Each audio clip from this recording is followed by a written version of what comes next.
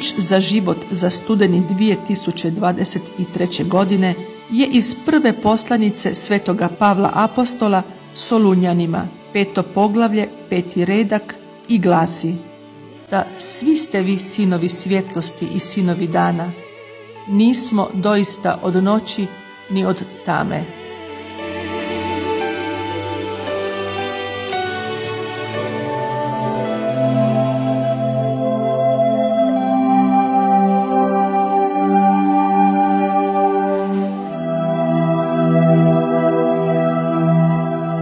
Svjetlost je oduvijek simbolizirala život. Svakoga dana iščekujemo zoru kao glasnika novog početka. Tema svjetlosti prisutna je u povijesti naroda i u drevnim religijama. U židovskoj se tradiciji slavi blagdan svjetlosti Hanuka. Njime se obilježava ponovno posvećenje Jeruzalemskog hrama i oslobođenje od poganskih bogoštovlja. Muslimani pale svijeće na dan prorokova rođenja, Mevlud, na arapskom Mavlid. Blagdan Divali, čije ime označava niz svjetala, izvorno je hinduistički blagdan i slavi se u nekoliko indijskih religija kako bi se proslavila pobjeda dobra nad zlom. Za kršćane je Isus Krist svjetlo koje rasvjetljuje tamu svijeta. Svjetlost je stoga puna snažne simbolike. Ona predstavlja prisutnost božanskog, dar čovječanstvu i zemlji. Da svi ste vi sinovi svjetlosti i sinovi dana, nismo doista od noći ni od tame.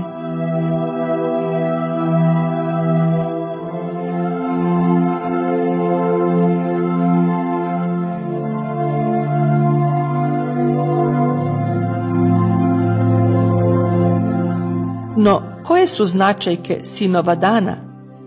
Jedna od njih je nepripadanje noći i tami. Odricanje od sna i od apatije vezano je uz odluku da ostanemo budni. To je izbor ljubavi, želja da živimo u punini i dobro iskoristimo vrijeme. Stoga apostol upućuje žuran poziv solunskoj zajednici da zajedno bdiju, odričući se svake vrste klonulosti i ravnodušnosti. U vremenu kada je čovječanstvu toliko potrebno svjetlo, oni koji ne pripadaju noći imaju zadatak rasvjetljavati međuljudske odnose, neprestano se darivati kako bi po njihovoj vjeri, ljubavi i nadi bila vidljiva prisutnost uskrslog Krista, kako piše Pavao. Nadalje, potrebno je njegovati blizak i istinski odnos s Bogom, posegnuti u svoje srce, pronaći vrijeme za razgovor kroz molitvu, provodeći u djelo njegovu riječ koja daje da svijetli upravo to svjetlo. Da svi ste vi sinovi svjetlosti i sinovi dana, nismo doista od noći ni od tame.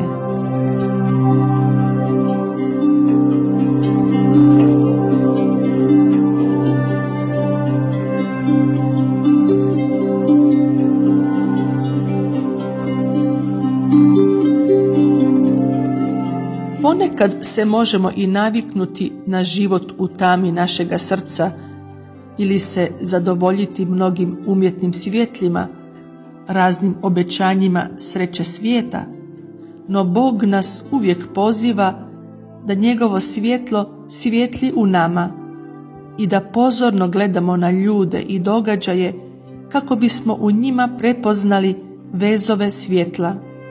Napor se sastoji u neprestanom odabiru onoga što nas preporađa, u odabiru da iz tame prijeđemo u svjetlo. Chiara Lubich piše: kršćanin ne može pobjeći od svijeta, skrivati se ili religiju smatrati privatnom. On živi u svijetu jer ima odgovornost, poslanje pred svim ljudima, biti svjetlo koje rasvjetljuje. I ti imaš tu zadaću, a ako ju ne vršiš, tvoja je beskorisnost poput soli koja je izgubila okus ili poput svjetlosti koja je postala sjena. Zadaća je kršćanina dopustiti da zasja to svjetlo koje u njemu prebiva, biti znak Božje prisutnosti među ljudima. Ta svi ste vi sinovi svjetlosti i sinovi dana, nismo doista od noći ni od tame.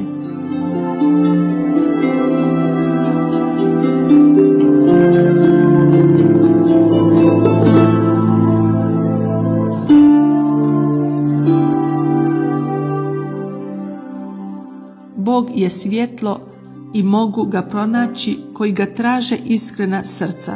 Što god se dogodi, nikada nećemo biti odijeljeni od njegove ljubavi, jer smo njegova djeca. Ako smo sigurni u to, nećemo biti iznenađeni ni shrvani događajima koji bi nas mogli uznemiriti. Ovogodišnji potres u Turskoj i Siriji odnio je više od 50.000 života, te iz temelja promijenio živote milijuna ljudi. Oni koji su preživjeli katastrofu, cijele tamošnje zajednice i zajednice drugih zemalja, predstavljaju svijetle točke jer su odmah dopremili pomoć i pružili olakšanje ljudima koji su izgubili svoje voljene domove, sve. Tama nikada ne može prekriti one koji odabiru živjeti u svjetlosti i stvarati svjetlost. Za nas kršćane to znači živjeti sa Kristom među nama. Njegova prisutnost omogućuje da se ostvare životni trenuci koji vraćaju nadu, po kojoj i dalje živimo u ljubavi Božjoj. Ta svi ste vi sinovi svjetlosti i sinovi dana, nismo doista od noći ni od tame.